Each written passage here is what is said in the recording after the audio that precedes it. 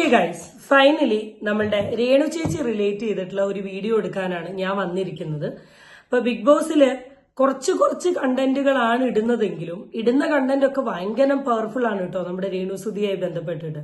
അപ്പൊ ഫൈനലി ഇപ്പൊ മൂന്നാമത്തെ തവണയാന്ന് തോന്നുന്നു രേണുസുതി വന്നിട്ട് പറയുന്നത് എനിക്ക് ബിഗ് ബോസിൽ നിൽക്കണ്ട, എനിക്ക് ഇവിടുന്ന് പോകണം, എനിക്ക് താല്പര്യമില്ല, എന്നെ ഒന്ന് ഇറങ്ങി വിടൂ എന്നൊക്കെ പറഞ്ഞ് ക്യാമറയുടെ മുമ്പിൽ കരയുന്നു, അപ്പുറത്ത് കരയുന്നു, കെട്ടിപ്പിടിച്ച് കരയുന്നു.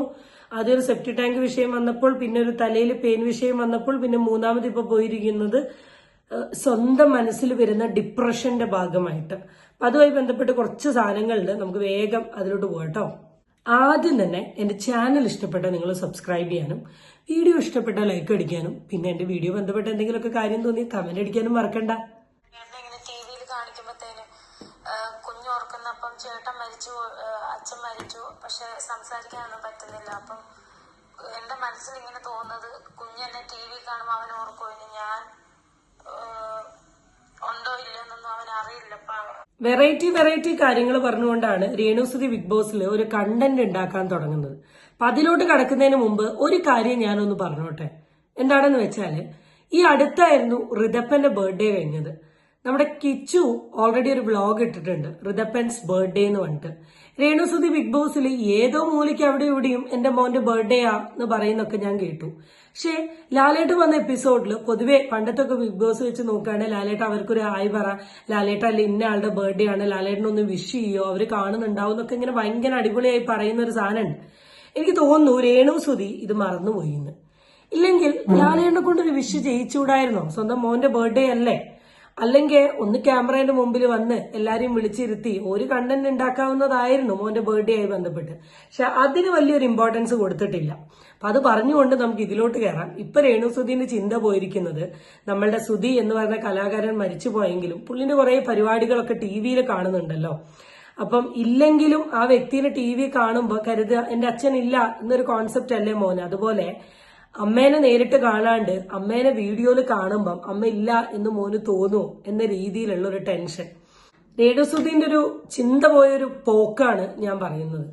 കാരണം അതിന്റെ ഉള്ളില് എനിക്ക് തോന്നുന്നത് രേണുസുതിക്ക് ഏകദേശം ബിഗ് ബോസ് മടുത്തു. കാരണം അഭിനയിച്ചു നിന്ന് മടുത്തു എന്ന് പറയണം. കാരണം രേണുസുതി എന്താന്നുള്ളത് പുറമേന്ന് കണ്ട ആൾക്കാർക്ക് അറിയാം. ഈവൻ ബിഗ് ബോസുകാര് തന്നെ രേണുസുതിനെ ഇതിനുള്ളിൽ കയറ്റിയത് എന്തേലും ഒരു കണ്ടന്റ് കിട്ടുന്ന പ്രതീക്ഷ. പക്ഷെ അവരെ തന്നെ വൻ പരാജയത്തിൽ എത്തിക്കുന്നത് പോലെ പ്രത്യേകിച്ച് ഒന്നും കാണിക്കാണ്ട് ബിഗ് ബോസിൽ വെറുതെ ചൊറിയും കുത്തിയിരിക്കുകയാണ് രേണുസുതി.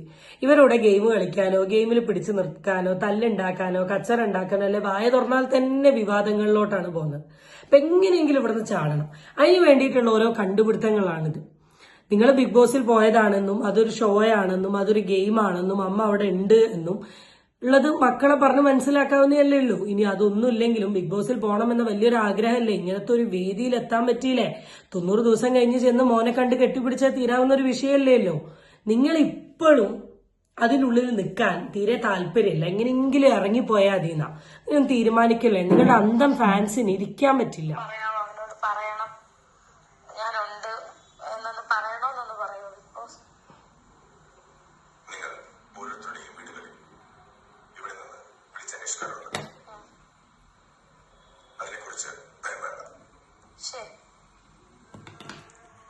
ഇതൊക്കെ ഇത്രമാത്രം ഒരു വിഷയമാക്കി ഇവിടെ വന്ന് സംസാരിക്കേണ്ട ആവശ്യം ഉണ്ടായിരുന്നോ? പല വിഷയങ്ങളെക്കുറിച്ചും രേണുസുതി സംസാരിക്കുന്ന കേട്ടിട്ട് ഞാൻ തന്നെ ഞെട്ടിപ്പോയിട്ടുണ്ട്.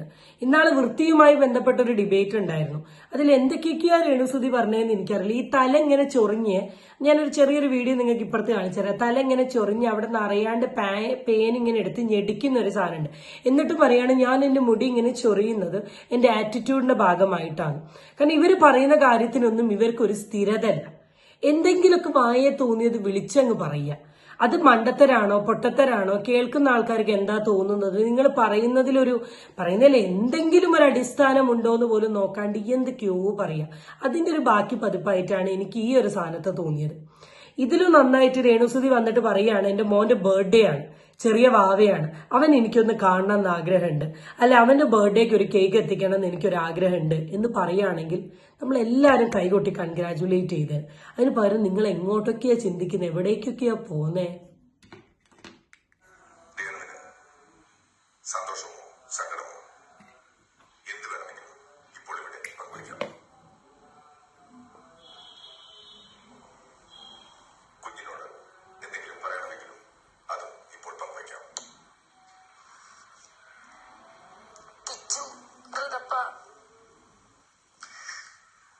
അമ്മയ്ക്ക് നിങ്ങൾ കഴിഞ്ഞിട്ടേ ഉള്ളൂ എന്തും.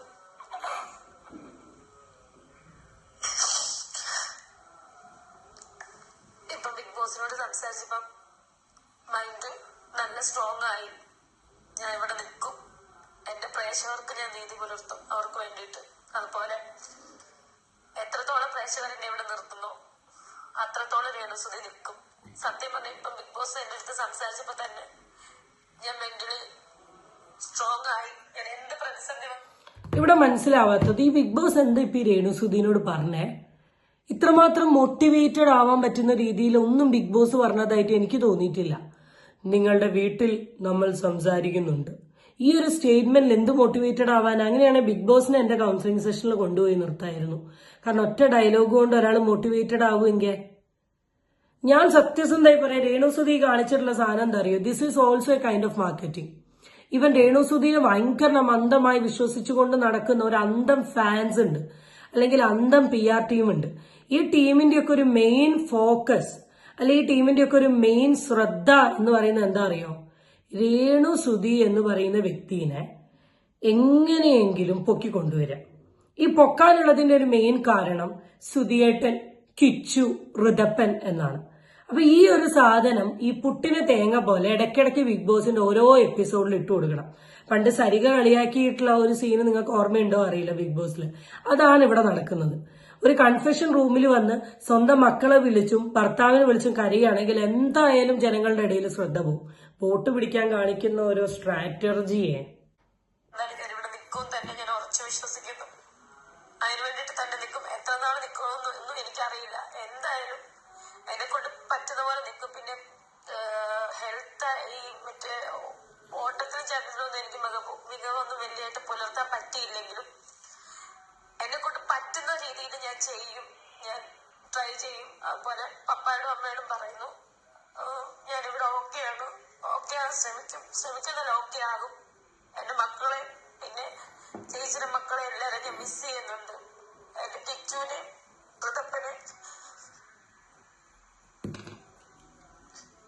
ഒത്തിരി ഒരുപാട് മിസ്സിങ്ങുകളുടെ കരച്ചിലുകളാണ് ഇവിടെ നടന്നുകൊണ്ടിരിക്കുന്നത്.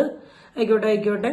എനിക്ക് ഒറ്റ കാര്യം പറയാനുള്ളൂ. രേണുസുതി പറഞ്ഞ ഒരു ഡയലോഗിനോട് ഞാനും പ്രാർത്ഥിക്കുകയാണ്. ഇനിയെങ്കിലും ബിഗ് ബോസിൽ ഇങ്ങനെ ഒരു വ്യക്തി ഉണ്ടായിരുന്നു എന്ന് കാണിക്കുന്ന രീതിയിൽ എന്തെങ്കിലും ഒരു കോൺട്രിബ്യൂഷൻ ബിഗ് ബോസിൽ കാണിക്കാൻ ശ്രമിക്കുക. കാരണം ബിഗ് ബോസിന്റെ കയ്യിൽ നിന്ന് മോട്ടിവേഷൻ കിട്ടും, മെന്റലി സ്ട്രോങ് ആയി നിൽക്കുകയല്ല. അതുകൊണ്ട് പറഞ്ഞു കേട്ടോ. സോറി.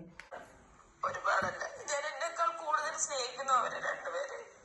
മിസ് യു മക്കളെ, ലവ് യു. പിന്നെ എന്റെ പ്രേക്ഷകർക്ക് ഒത്തിരി നന്ദി. ഞാൻ അവർക്ക് വേണ്ടിയിട്ട് നിൽക്കും, പ്രേക്ഷകർക്ക് വേണ്ടിയിട്ടും എന്റെ മക്കൾക്ക് വേണ്ടിയിട്ട് ഞാൻ ഇവിടെ നിൽക്കും, ഉറപ്പായിട്ട് നിൽക്കും. കഴിഞ്ഞ Bigg Boss. Thank you Bigg Boss. കാരണം രേണുസുദിന് വോട്ട് ചോദിക്കാൻ ഇത്രയും നല്ലൊരു സ്ട്രാറ്റജി ഇറക്കി തന്ന ബിഗ് ബോസിനും ആ കൺഫെഷൻ റൂമിനും ഒരുപാട് നന്ദി.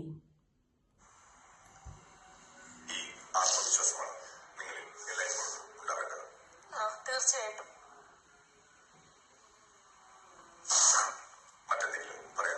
ഒന്നും പറയാനില്ല. ഓക്കെ. മനസ്സൊന്ന് ശാന്തമാക്കി തിരിച്ചു പോകാം.